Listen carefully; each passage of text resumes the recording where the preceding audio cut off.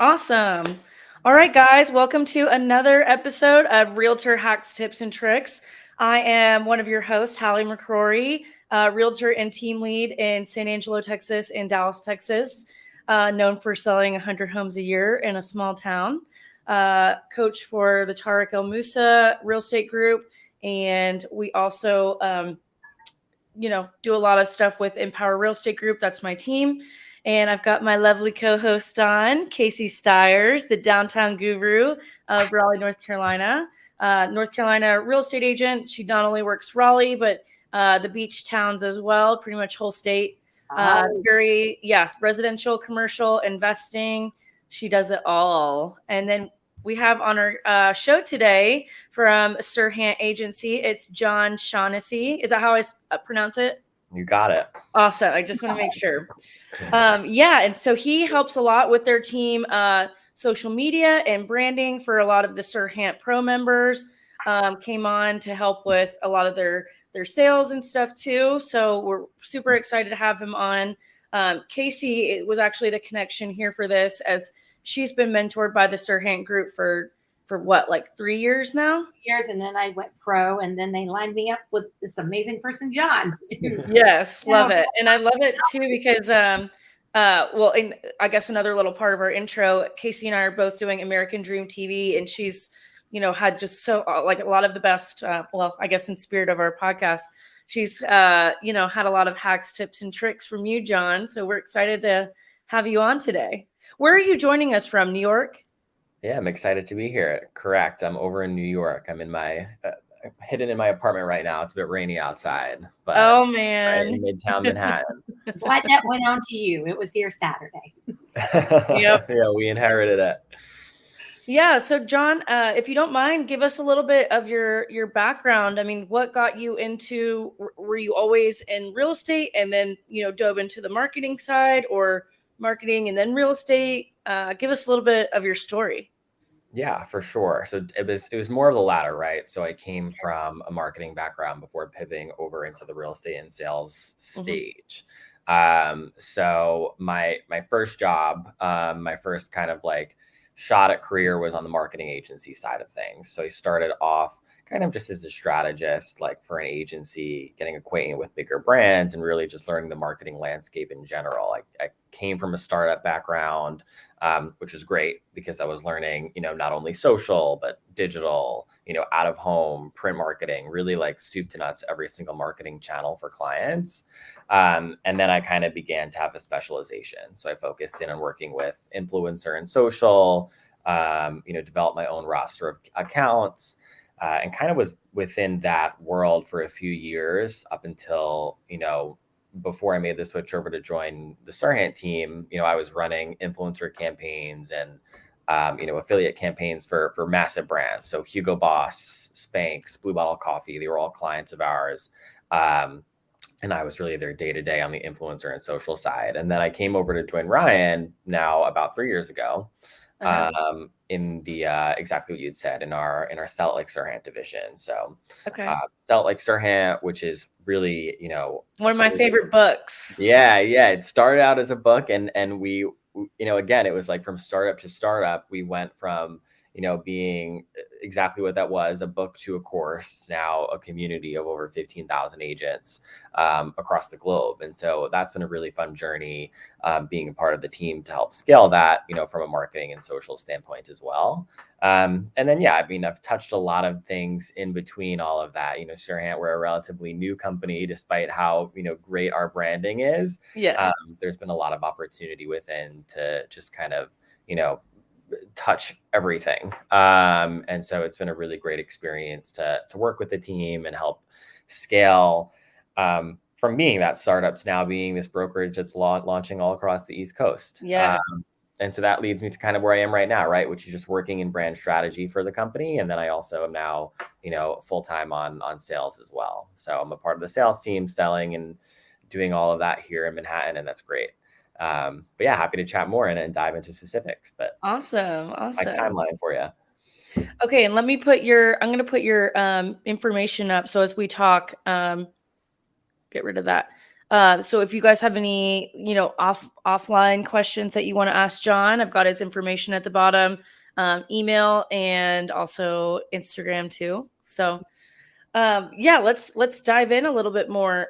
So I guess tell us more about or any hacks, tips, and tricks around the social media. What are the trends that you're seeing going into end of 2023 and beginning of 2024 that agents should really be focused on? Yeah, great question. And I think, what I see is something that's not necessarily a new trend, but I think it's a trend that we really have been ignoring as a collective. When we think about trends on social, we think like, what are the easiest ways for me to grow my audience? And then we're hoping that there's going to be some new easy way to do it a lot more quickly, right? Yes. But I think the biggest trend, if someone really wants to grow, is just consistency. And so consistency with short form video is probably the most important. And that's something that is what's really going to help you scale when it comes to leveraging TikTok, Instagram, Facebook, YouTube. All of these social platforms have that in common right now, where they're just pushing short form video. Yes. But it doesn't stop with one video or two videos every week. Like, you need to build up a cadence and a consistency to be on these platforms daily. We're working on that. Yeah, I know we are, but it's everyone, right? We see creators who are like, I want to be like them. Like, we think of Ryan, for example. We're like, wow, he has been able to sell, and sell through social, get major clients through social. But when you look at his accounts, what's the one thing that you will always see is consistency. It's never like 4 days ago or 6 days ago was his last interaction on the platform. It's 6 hours ago. And so really just making sure that you're staying top of mind. That's what will really help you grow. And I think we also all just have to overcome that fear of that we're being annoying or cringy. Like, you only live once. Like, this is your career. This is a tool that's proven to work for you. And so, we have to just leave that at the door and understand that, like, if we want to make this work, we have to put in the work ourselves. And, if they're not going to support us, then they'll mute us or they'll unfollow us. But the reward is so much greater than the risk. Yes. So with the consistency and short form video, is that going to be specific to the person? Let's say Casey, for example. Does it always need to be her, like her face, even when it's, you're trying to promote a listing? I know with Ryan, a lot of times when he's promoting a listing, he's in there. It's not just like a video of the house. He gets his personal kind of brand in there too. Is that what you typically suggest, or can you have kind of a mix of stuff where it's not just you? Does that make sense? Yeah. No, and I get it. And I think a mixture is important, but I would say, when we're referencing Ryan as an example, and he's always in the content for his personal accounts, right? Think about it as like when you're building your personal brand, you don't want to always just be posting content that isn't very you-centric, because then I'm not getting a sense of what it's like to work with you, right? I don't really know who you are, and there's nothing that's differentiating you now from another broker or another client that could have came into this property in an open house and taken the same video. Like, there's nothing that's showing me that, there's a reason why I should be following you. Right. Of course, like some of those like really great pieces of content that highlight listings and community really well don't always need to involve you. But for the most part, correct. Your content should be very you-centric in terms of being present in it, whether it's in your photos or in your video tours, your walkthroughs, even when it comes to like collateral, right? So marketing material for agents when they're doing a property tour, it's so much nicer to have like a face and a voice guiding you through that versus just a slideshow of clips of that property, because maybe that property isn't for me. But now I'm getting a sense of what it's like to work with you if I wanted to work with you on something else. But I might have still come across that specific apartment or home in my search. And that also will prompt me to then reach out to that character. When we think about people that we follow on social media or content creators, the thing that they all have in common is like we're following them because we love their personality and their style of content. And then you do have that like subset of like, Architectural Digest like style accounts where maybe they're not specific to a specific person, but they're specific to a larger brand. Yeah. And so that's what's like great to mirror on the brokerage side, right? Like Yeah. if you look at the SERHANT accounts, we take that like Architectural Digest, approach, and we're showcasing our different agents, different teams, and different properties. But when it comes to building up you as an individual, you need to be consistently present in your content. Yeah. Mhm. How do you help people like kind of figure out that style of how they can kind of show their personality too? Like, Yeah, I 100%. feel like that's almost the hardest part. Yeah. And so it's so funny. One thing I forgot to mention too is like outside of the real estate and sales world. So one of my other clients is Jess King. I don't know if you're a Peloton user or a Peloton fan, but she's a Peloton instructor. Okay. And so I work with her on her personal brand development and brand partnerships as well. And so like, it's different for everyone. But what's funny is like one thing that I really learned from her, and I think is something that I've been able to apply to other clients, is like when we're approaching social, like you don't want to kind of just like create this like brand that you think you need to give across. If it doesn't come across authentic, then like it's going to come across fake or forced. Yeah. And so what I always say is like when you're going to post something, there's 3 things that you have to check off. And there are going to be exceptions to this rule, right? But if you want to grow and you want to, grow your accounts and also be like consistent, you need to make sure that your content is shareable. You're thinking like, I'm posting this, right? Is my target just the person that's following me? Or is this something that, one of my followers might be driven to share with someone else? So is this piece of content shareable? Is this piece of content valuable? Am I offering something of value where they're learning something, they're gaining some valuable insight, or they feel like this was a valuable use of their time, whether it's 15 seconds or 45 seconds when they're watching a piece of content. And we also can't forget that entertainment is value. So even if it is like a funny thing or a trend that maybe doesn't feel like it's, offering someone educational value, like entertainment is still value, right? Yeah. Is it shareable and is it valuable? And then is it authentic? So is this reflective of me? And that kind of goes into like a deeper understanding of just like what your core values are, and like who you are in terms of the brand that you want to convey on social. But like it's so easy to kind of just like rip off what someone else is doing. But if you're not putting your own authentic spin on it, like there's no differentiation. And I can like tell like you're uncomfortable doing this because you feel like you should do it versus letting it come naturally. Right. That's People very- love bloopers. What? He knows the behind the scenes Lita and I did other day for American Dream, my friend that I interviewed, and we had a blooper as soon as we started, and we posted it, and we had over like 2 million views from her page on it. Or like when she did that funny video of you on your birthday that one time and it went viral, like that's just so you though. It was so funny. And then I drowned her, and she has hair extensions in.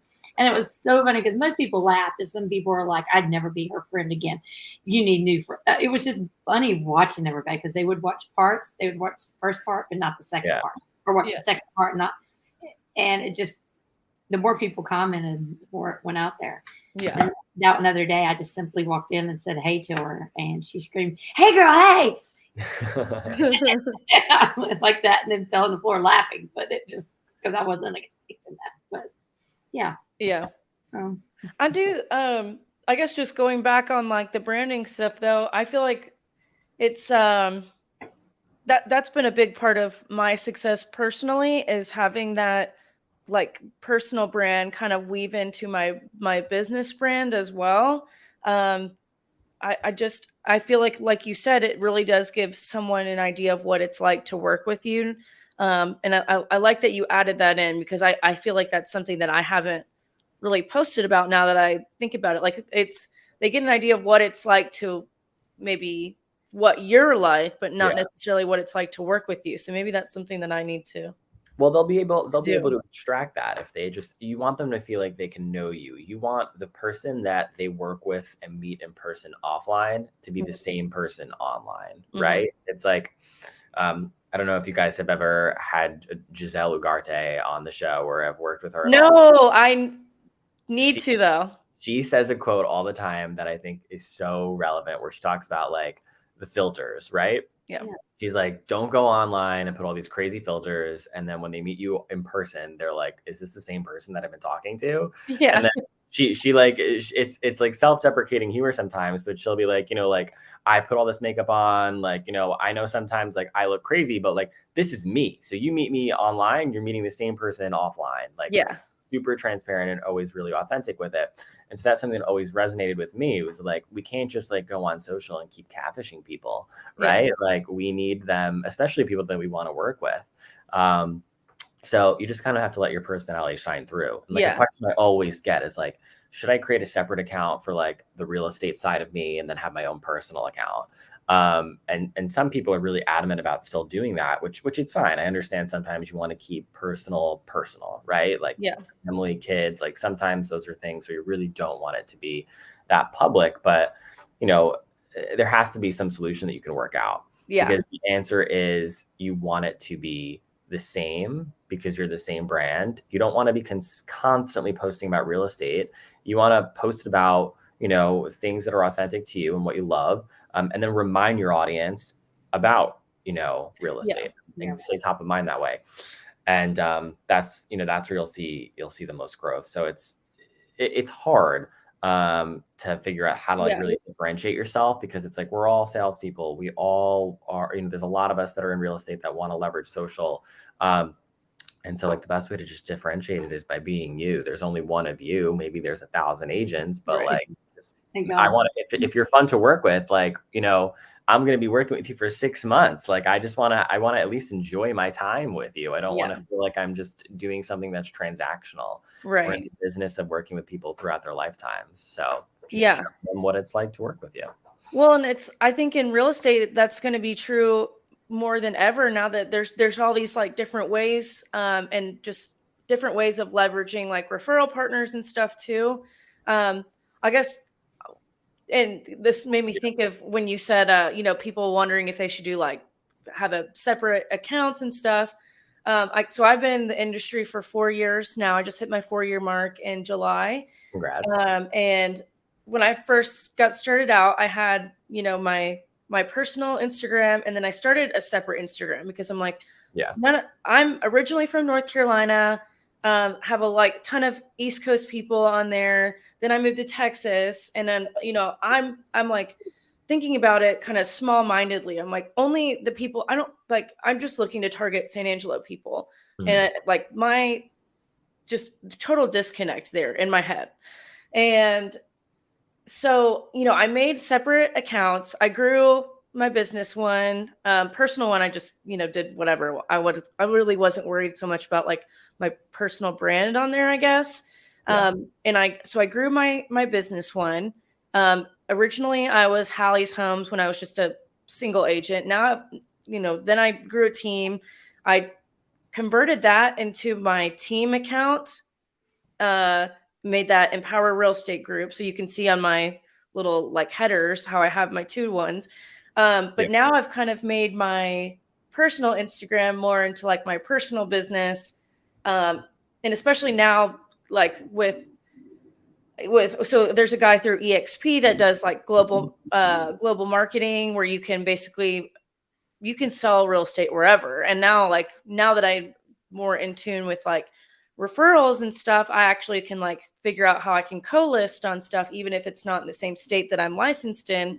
There's just all these different creative ways. So now I'm like, really, it's just been such a evolvement. And maybe this is something I need to chat with you offline about, but it's been like so hard to think about the branding on both sides. Like, you know, how do I have on Empower Real Estate Group, how do I have, you know, like this is kind of more of a company account now, but I try to make it more personal with like videos with me, but then, also our team members. And then obviously with the personal, how do I weave in real estate with my personal stuff too? And like gradually transition. It's very confusing and very tough. And like, it's crazy. Like, I guess, do you have any advice around that? Or like, even if you're like a team leader, like how you weave in personal stuff on more of like a corporate account? Team-oriented account. Yeah. Yeah. And so like approach, I think, is twofold here. So on your personal account, we always say it's like you have these 3 content buckets. You have your personal content, you have your real estate content, and then you have content that's related towards your right? Yeah. Something that you're passionate about that you would be doing. If money didn't matter and money was no object, like what's that other brand that you want to develop, right? Because real estate's a vehicle. So like what do we want to accomplish in life? Like we should be living that out now. But then in terms of like kind of like a company and a corporate page, I mean, I think what you're talking about is 100% accurate. It's just making it a bit more human.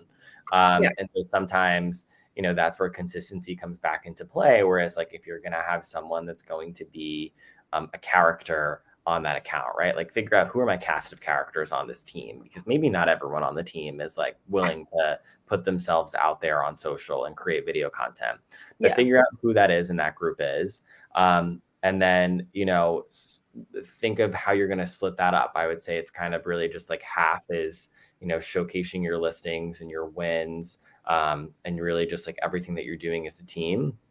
And then, the other half is like an area for you guys to just also have fun with it. Yeah. And so, develop a few series. I think that's a great way to approach a team account. Like create a series on maybe, like frequently asked questions that, you're receiving from your clientele as a whole. And then put that into like useful video content that can go onto that platform in addition to now your listing focused content. So that it's like, I'm still getting some value from this account. I'm not only seeing in contract, closed, etc. Like I'm still learning. So it just goes back to that framework, like shareable, valuable, authentic. So it's just, instead of being authentic to one person, is it authentic to the mission and the vision of that company or that team? Yeah. And so like, if you don't have a mission statement, then that's where I would like revisit that part, but odds are you do, right? And it's on like, giving the highest caliber of service to your clients. And so like, what's the way that you can do that? By offering them some value in the form of like a series on that social account. Yeah. So different ways, but just like, don't lose the human in in thinking that it's like more of a corporate account, because you want engagement there. Yeah. And it's so funny because when you said Giselle, she's doing kind of some series with Glenda Baker, and that's like the exact person I think about Ryan's probably number 1. Number 2 is Glenda Baker. I mean, just look at her. Like, I guess you would never think like a 60-year-old Southern woman from Atlanta, Georgia would be the number 1 real estate agent on TikTok. But it's like, you think about it, and she's very authentic to who she is. She's got the branding with the stars, oh my stars, like her little sayings and stuff. And just, consistency with her videos and hooks and stuff. It's like, it does make sense. It doesn't matter who you are. You don't have to be, this like bombshell Instagram model to get famous or like to go viral, or really at the end of the day to get business. Yeah. So I don't know. I think she's a good one to follow. And that's a great example, right? It's like, what set Glenda off was she was being really authentic. Like her initial videos were like talking about, like her experiences with alcohol, like her divorce, her family. Like it was always so raw. And it was just like funny and humorous in the way that she delivered it, but it also was always valuable. I think the one video that put her on the map was about how she got her first commission, and then instead of investing it, like bought a car instead of a house. And then the house value now was like 1.2 million. And then the car was worth nothing. And that was her stories that she told that went viral. And so really what it came down to is she committed to it and she was consistent. And it was great because she leveraged a time like COVID where it was really slow. And so she was able to put that time towards it. And I know some agents are experiencing that right now because rates are so high, and specific markets have really came to not a pause, but it's harder to find business in comparison to the way that it was this time last year. And so like looking at that downtime is just an opportunity to get consistent with something else.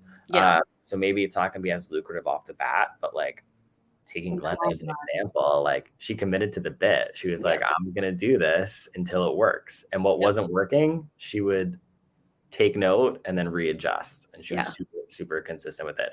And it's funny, whenever I see her now, she still is like, I can't believe that this is happening with her, you know? She's so humble and down to earth, but at the same time, she's really learned how to use it to her business' benefit.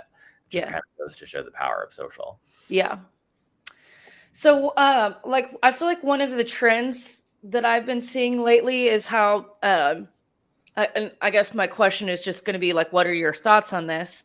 Because I think it's it's crazy kind of how it's exploded. But I feel like I've been seeing everybody just do like basically where it's just a video of them just doing like a monotonous activity, like just driving in the car or just like sitting somewhere, like working on their computer, and then they have the captions, like some sort of hook with captions, and then directs them to the comments.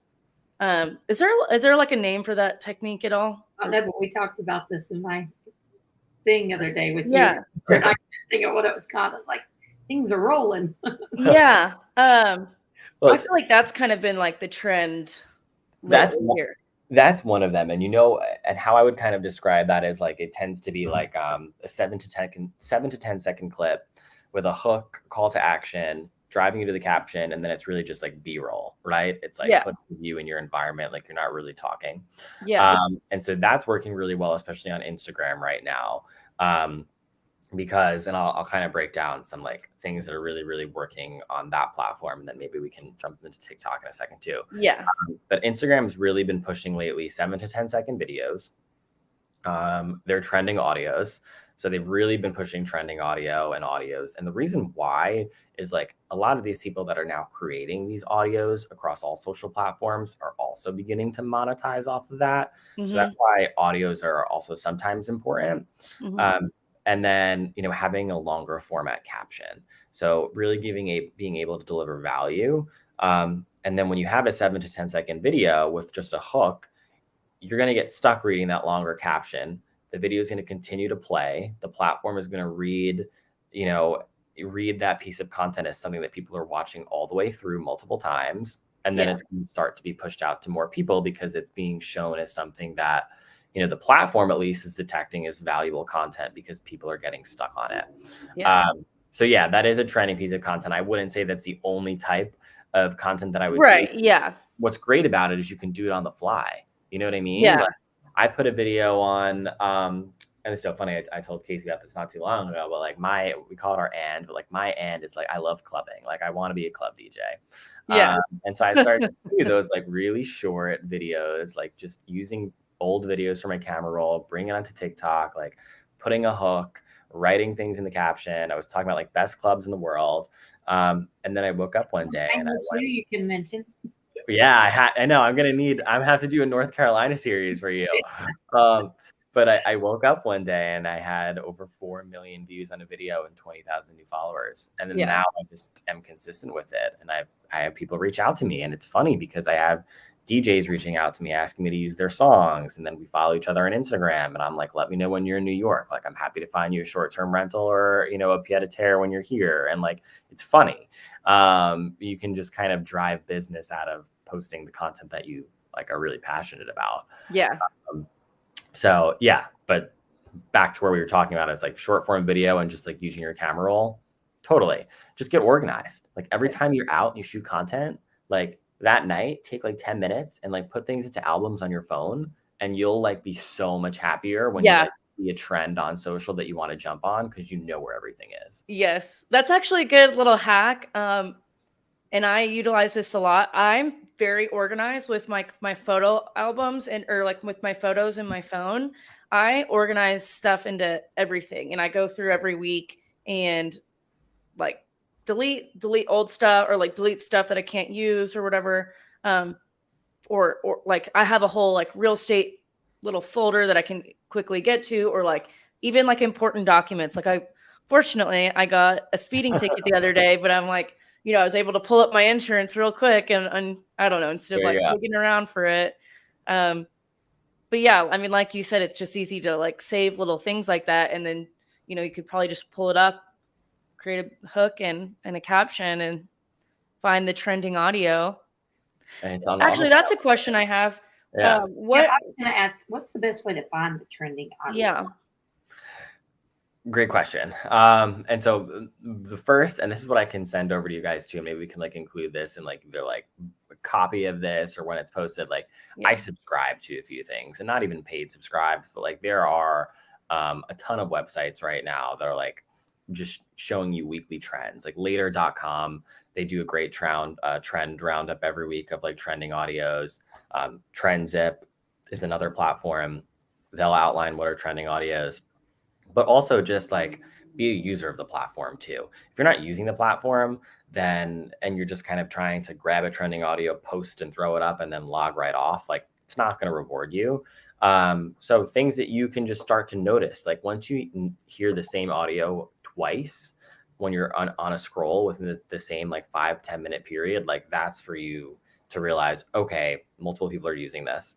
Then you go and you click the sound and see how many videos are attached to that sound. If it's like a low number of videos still, like it's like under 10,000, but you've already began to see it multiple times, that means that it's something that is probably going to continue to blow up. Whereas like if it's an audio that's at this point saturated with like hundreds of thousands of videos, like it still is a trending audio you can use, but you might see more success by like trying to find those like newer trending audios. So to do that, really you just need to be using the platforms, and then also follow creators. Like on TikTok and Instagram, I follow like a bunch of just like trend alert and like social media managers that are just dedicate their time day in and day out to like identifying these. And all you have to do is like type in like trend alert or just like trending audios onto the platforms, and then find a few creators that like you like the way that their style of content is, and then just follow them, and then use them as a free resource to you. Yeah, I like that. That's a good tip. What about like hashtag strategy? I feel like I hear so many conflicting answers on that. Is there like really a good, I mean, obviously you want to give yourself like some, related to whatever you're talking about, but like number of hashtags, that's where it kind of gets dicey. Yeah, what I've heard and what I've seen is like, not that hashtags are really dying, but they used to be the only way to kind of search for content in a specific like niche, whereas it's not the case anymore. And the reason is because these platforms have gotten so smart that when you're using captions on Instagram or TikTok, and or when you're writing out your caption now, like the platform can pick up the keywords that you're either speaking about or writing about, that hashtags are not really used as frequently, but they're still important from like an SEO standpoint. So like I usually say like 3 to 5 hashtags, make sure that they're relevant. Maybe 3 of them are very broad, and then 2 of them are very specific. And then you're also consistently using the same or similar hashtags depending upon the type of content. And then really you're just placing these keywords in the video. So if you're talking about luxury real estate, like make sure you spell out luxury real estate in your caption copy, or you add your location in the caption copy, or on the video. Like if you're using the same word in like 3 different places, then that's going to help you rank for that term. Think about it like search engine optimization on a website. If you have like North Carolina real estate agent in multiple locations, as people start to search for that, then they're going to pick up your site more frequently than someone else's. So same thing on social content. Got it. Okay. You're saying tag the picture and then put it in your description, and then exactly. Like figure out like what your main keywords are here that people are going to be searching for on social. So if someone's searching luxury real estate, like let's make sure that like New York City luxury real estate is somewhere in that video caption copy. It's somewhere in the physical, I'm saying physical, but somewhere in the written like copy when you post it. And then it's, on screen, like as many places you can. Just try and make sure that that keyword is there. Yeah. Okay. And then, gosh, I just had a question and I'm like blanking on it now. I have a question for you, but you go ahead. Go ahead. Okay, I just thought of it. Well, before I forget. Okay, and then my other, I guess, kind of related to social media too. It seems like, how, I guess in Instagram specifically, in the insights, it would tell you like when your users were or audience was most active, like best time of day to post. Does that like does Instagram really even take that into account anymore of like best time of day to post? Depending on the day, like is that even a thing anymore? Still important. Okay. Yeah.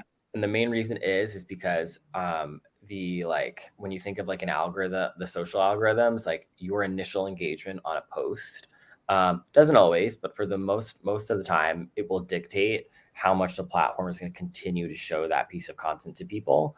So if you're posting at a time where more users are active on the platform, then you'll have a stronger level of initial engagement when that post goes live, so that more people will start to see it. Whereas if you go on, you're posting at 4 a.m. or midnight on a Tuesday, less people are going to see that initial post, and then it's not going to carry through strongly the next day. So I think that's still important.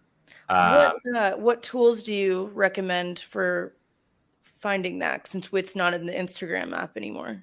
It still is. It's just it's just kind of hidden. Yeah. Ooh.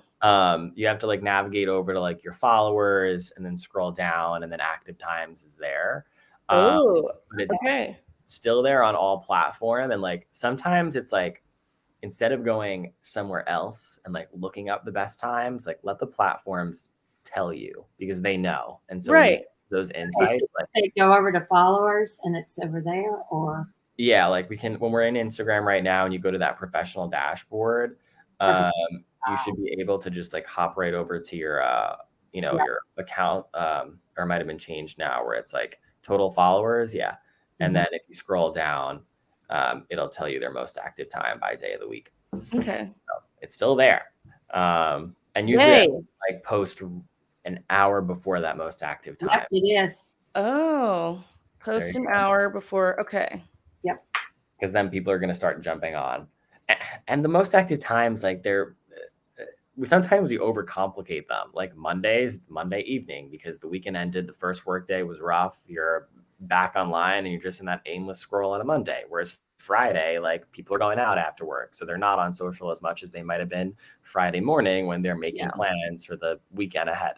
So it's intuitive, but definitely recommend checking that out. And it's so funny how much it differs though on Instagram and TikTok. Like Instagram, my audience is up early, and then TikTok, my audience are night owls, and they actually 3 p.m. Yeah, they want me to post later there.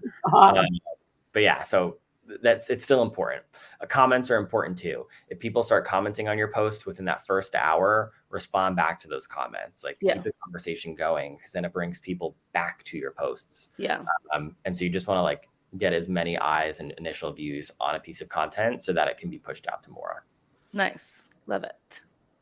Okay, what question did you have for us? I was just going to ask you guys, like, what do you think is like the most challenging thing when it comes to social right now that like you've either heard from like other guests or people on your team or people that you work with? Like what tends to be a common theme of like a struggle? I'll let you go first, Casey. It's a mixture of, I don't want to be in people's faces. I've heard that from people on my team. Like, I don't want to be that person that's always on social media, to just being like figuring out what content they're going to post next. Gotcha. Like figuring out the content and making it usable for everything. Yeah. Or something people want to look at. Yeah. Got it. How about you, Allie? For me personally, it's just like time value. Like I have a social media manager that helps me with graphics, and then like just uploading stuff as well. I would say probably for my team though, it's it's the fear of putting yourself out there. I think Yeah. in the same, yeah. And it's definitely a mindset shift. I mean, I did the same thing, when I started doing this 4 years ago, but I mean, I came from an education background where I tried to hide everything I did and from social media. yeah, it's definitely a mindset shift. shift. Hey, I have to be here every day. So yeah, it's so worth it though, because that's where most of my business has come from now is social media. And it's good to hear you say that, because that like shows the power of the platform. Yeah. I'm happy you said that, but yeah, I think that, and I was kind of assuming that'd be the answer, that it's like overcoming that mindset tends to be the biggest problem. Yeah. And so with teams, I think like something I always recommend for teams to do is like set up some time where you're doing it collectively as a group, and maybe that's the content that's going up on that team page for now, right? Yeah. So it's something that is like, less people maybe are seeing it. It gives you that opportunity to practice, and like it's a team bonding activity too, creating social content with each other, because it's funny, right? Like we laugh at each other, but not in a bad way. Just like it's because we realize that we're all having the same struggles.